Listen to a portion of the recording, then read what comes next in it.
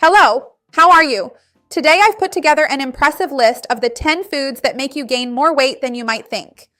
It's really important for you to watch this video because a lot of people eat these foods every day, thinking they're improving their health or that it will help them lose weight, when actually it's just the opposite. So you won't want to miss this. Stay until the end.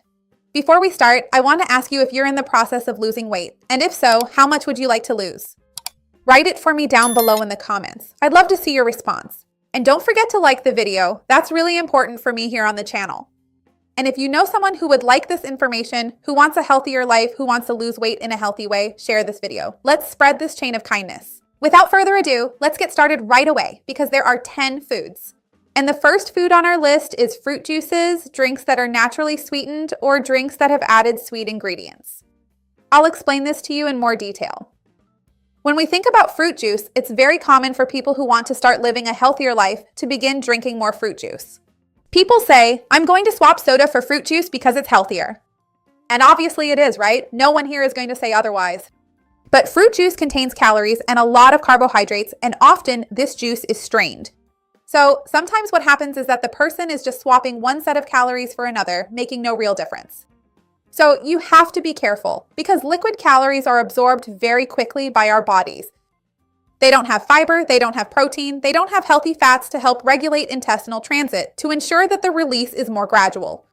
So it moves very quickly from the stomach to the intestine, from the intestine to the bloodstream, and it also doesn't signal satiety very well because it's liquid. So that's something that makes a big difference. When we talk about juices, using orange juice as an example, it's worth remembering that the caloric concentration of carbohydrates can be really high, depending on how many oranges were used to make that juice. So, a glass of orange juice can have up to 40 grams of carbs, which, depending on the type of bread you eat, can be equivalent to up to 4 slices of that bread. So just imagine, you finished eating your lunch, your dinner, and then you still eat 4 slices of bread.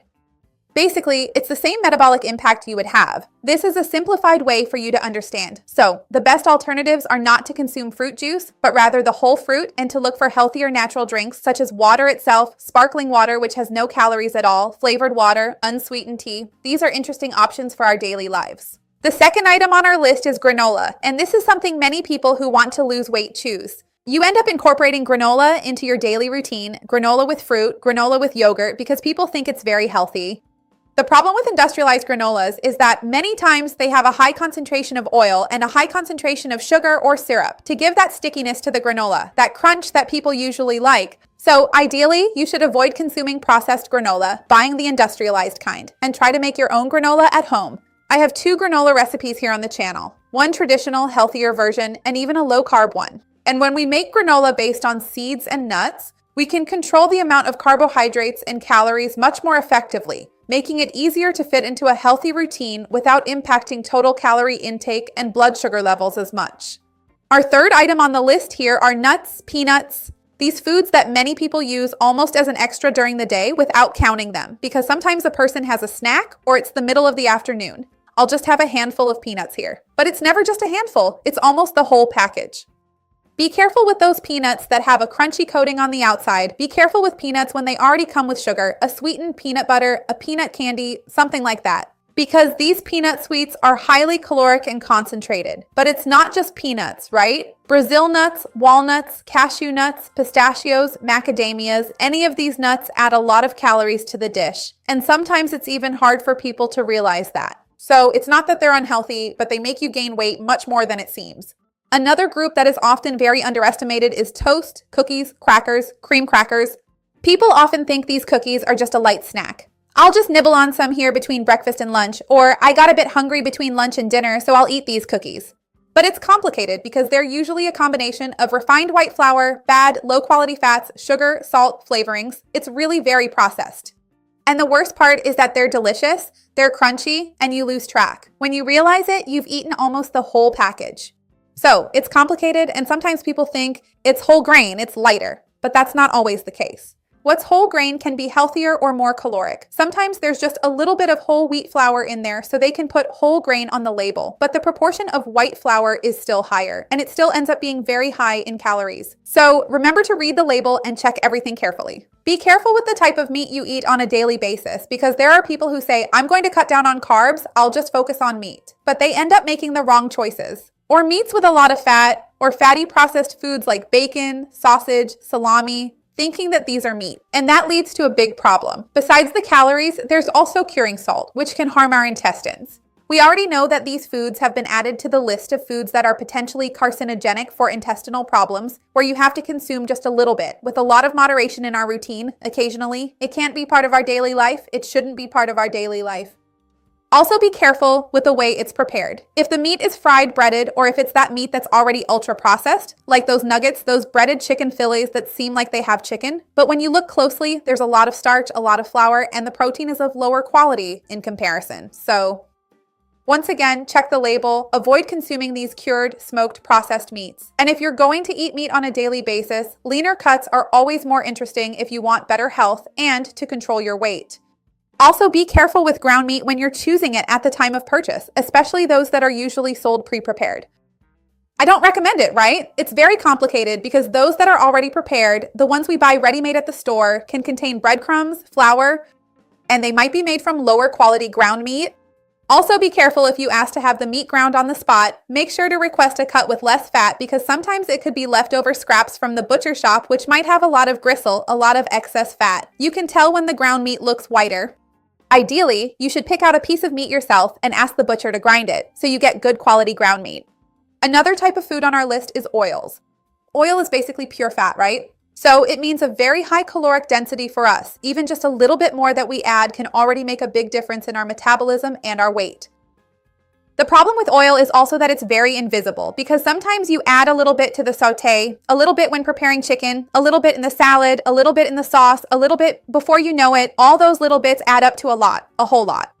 So be careful because sometimes you really are consuming a lot of oil without even realizing it. Ideally, you should try to prepare foods by baking, boiling, grilling, steaming. There are plenty of interesting options we can make without relying so much on oil. And be careful with how you add oil to the pan or skillet. You can add it to a spoon first and then pour it in, instead of pouring it straight from the bottle. Or nowadays, you can buy those spray bottles where you can transfer your olive oil or the fat you usually cook with and spray it, which allows you to control the amount much better on a daily basis. Also, be careful with dried fruit. A lot of people think, I want a healthy snack, so I'll eat some raisins, some dates, an apricot, a dried fig. But then what do people do? They grab a big handful of that and eat it. Each dried fruit is a fruit that was dehydrated. So each of those little prunes was once a big red or purple plum that became a small prune. Each raisin was once a grape. So imagine those people who eat a whole box of raisins. You know those little boxes they sell? Or who grabs a big handful of raisins and eats all of them, and sometimes even mixes in peanuts. So be careful with these dried fruits. Some of them have more sugar than candies and sweets. A product that people think is magic, not that it has many calories, are those frozen potatoes, like pre-fried French fries. Some people think those fries are just pure potato and put them in the air fryer or the oven, right? They think, it's fine, I'll eat them without feeling guilty because I'm just eating potato. That's not true. In fact, I invite you to take a look at a bag of fries from your city. If you have a package at home or at the store, check how much fat it contains. Because regardless of the brand you buy, it could have 20%, 30%, 40% fat in proportion to the actual potato. That's because these fries are already pre-fried, so they soak up oil. That's why when you put them in the air fryer or in the oven, they bubble. And if you take your potato at home, look at this. If you cut it and bake it or put it in the air fryer, it never turns out the same, does it? Precisely because it was already pre-fried. A good alternative is to pre-cook your potato and then finish it in the air fryer or in the oven, or put it on low heat, wait for it to cook inside first, and then make it crispy on the outside so it doesn't burn without cooking through and baking. But I still prefer to pre-cook it and then finish it off in the oven or air fryer so it gets soft on the inside and crispy on the outside. Another group of foods that many people think are low in calories are toast. Some people think that toasting bread reduces its calories, and some think that replacing French bread with those packaged toasts is healthier. But in reality, toast is the same thing as bread. It's just been toasted and has less water activity, making it crunchier, which actually makes it tastier and crispier, and then people might end up eating more. Remember that toast usually comes from white bread, and so it remains just like any other product made from white flour. Toast, French bread, sandwich bread, pasta, cake, these bakery products, anything with bread, anything with white flour, usually have a high glycemic index, cause insulin spikes, which can lead to a drop in blood sugar, making you want to eat more and then get hungry again more quickly. So be careful to keep track. If you really want to eat toast, ideally it should be a toast with less carbohydrate or with a healthier type of carbohydrate for you.